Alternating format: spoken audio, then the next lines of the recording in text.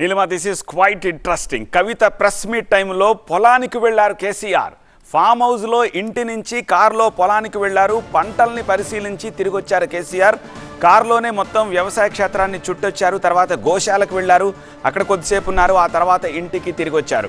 Form హౌస్లోనే పలువురు party నేతలు ఉన్నారు. కానీ ఒంటరిగానే ఆయన ఫామ్ హౌస్లోకి వెళ్ళి, పొలానికి వెళ్ళి, అలాగే గోశాలకు వెళ్ళి అవన్నీ తిరిగి మళ్ళీ తిరిగి ఇంటికి వచ్చారు కేసీఆర్. అంటే కేసీఆర్ కవిత ప్రెస్ మీట్ని చూడలేదు అని చెప్పి. కానీ కవిత ప్రెస్ మీట్ 12 గంటలకు పెడుతుందని మీడియాల్లోనూ అనౌన్స్ చేశారు. బట్ తండ్రిగా ఒకవేళ వినాలనుకోలేదా, లేదంటే అది బాధ కలిగిస్తుంది కూతురి ఆవేదన అనుకున్నారా? ట్రూ కారణం ఏమైనా కావచ్చు, కానీ ఆయన ఈ ఫామ్ హౌస్ లో ఈ లైవ్ ని చూడలేదనే విషయం మాత్రం మనకి స్పష్టం అర్థమవుతుంది. కానీ రెండు తెలుగు రాష్ట్రాల్లో కవిత ఏం చెప్పబోతున్నారు, ముఖ్యంగా తెలంగాణలో అయితే ప్రతి ఒక్కరూ రెక్కించి వినాలి, లేకపోతే కళ్ళప్పగించి చూడాలి అని చూశారు. లక్షలాది మంది టీవీ సెట్ల ముందు ఉన్నారు. కానీ కేసీఆర్ ఈ ప్రెస్ మీట్ చూడలేదని మనకు తెలుస్తోంది. కేసీఆర్ కరెక్ట్గా ఈ ప్రెస్ మీట్ స్టార్ట్ అయిన కొద్దిసేపటికి అక్కడి నుంచి ఫామ్ హౌస్లో వ్యవసాయ క్షేత్రానికి, పొలానికి వెళ్ళి, గోశాలకు వెళ్ళి తిరిగి వస్తున్నప్పటి దృశ్యాలని స్క్రీన్లో మనం చూస్తున్నాం. కవిత ప్రెస్ మీట్కి ముందు పార్టీ నేతలతో కేసీఆర్ చాలాసేపు మాట్లాడారు. సిబిఐ విచారణ సహా కవిత ఎపిసోడ్పై సుదీర్ఘంగా చర్చించారు. భవిష్యత్ కార్యాచరణపై నేతలకు కొన్ని సూచనలు కూడా చేశారట కేసీఆర్. ప్రస్తుతం ఆయన ఎర్రవెల్లి ఫామ్ హౌస్లోనే ఉన్నారు. ఆయనతో పాటు ఈవెన్ కేటీఆర్ కూడా అక్కడే ఉన్నట్టుగా తెలుస్తోంది. కానీ కేటీఆర్తో పాటు జగదీశ్వర్ రెడ్డి, వేముల ప్రశాంత్ రెడ్డి, సంజయ్, మరికొద్ది నేతలంతా కూడా ఫామ్ హౌస్లోనే ఉన్నారు. విచ్ మీన్స్ ఈ ప్రెస్ మీట్కి ముందు వీళ్ళంతా మాట్లాడుకున్నారు. కానీ ప్రెస్ మీటు బిగిన్ అయ్యే టయానికి కేసీఆర్ ఒక్కరే బయటికి వెళ్లారు, పొలంకి వెళ్ళొచ్చారని చెప్పి తెలుస్తోంది.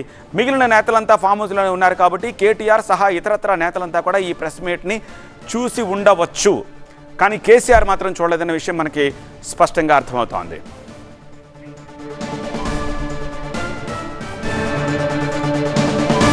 12 గంటలకి సరిగ్గా కవిత మీడియా ముందుకొచ్చారు.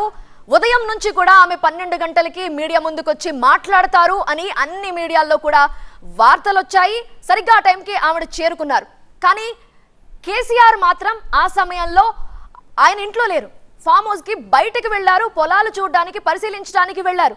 ఆ సమయానికి సంబంధించినటువంటి దృశ్యాలే మీరు టీవీ9 స్క్రీన్ మీద చూస్తున్నారు. సో కవిత ప్రెస్ మీట్ లో ఏం మాట్లాడారు, ఏం చెప్పారు, ఎలాంటి వివరణ ఇచ్చారు, ఆ సస్పెన్షన్ కి సంబంధించి ఎలా రియాక్ట్ అవుతారు, ఇవన్నీ కూడా మాట్లాడే అవకాశం ఉందని తెలిసినప్పటికీ కూడా కానీ కేసీఆర్ యాదృచ్ఛికంగా జరిగిందా లేదంటే వెళ్ళారా అనేది మనకి అర్థం కాదు, తెలియాల్సిన అవసరం ఉంది. బట్ ఆయన మాత్రం కవిత ప్రెస్ మీట్ వినలేదు, చూడలేదు. ఆ సమయానికి ఆయన పొలాలు చూడడానికి వెళ్లారు.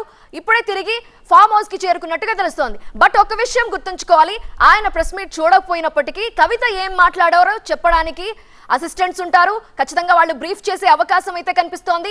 ఎందుకంటే కేసీఆర్ ను ఉద్దేశించి కూడా మాట్లాడారు. నాన్న మీరు జాగ్రత్తగా ఉండండి, నెక్స్ట్ టార్గెట్ మీరే అవుతారు, వాళ్ళు మీ బాగు కోరుకోరు, పార్టీ బాగు కోరుకోరు, మన ముగ్గురం కలిసి ఉండడం వాళ్ళకి ఇష్టం లేదు, అందుకే నన్ను దూరం చేశారు. మొదటగా మన ముగ్గురం విచ్ఛిన్నం కావటమే కావాలి వాళ్ళకి అని సూటిగా నాన్న అంటూ కేసీఆర్ ను ఉద్దేశించే మాట్లాడారు. సో ఈ విషయాలన్నీ కూడా వాళ్ళు ఆయనకి బ్రీఫ్ చేసే అవకాశం అయితే కనిపిస్తోంది.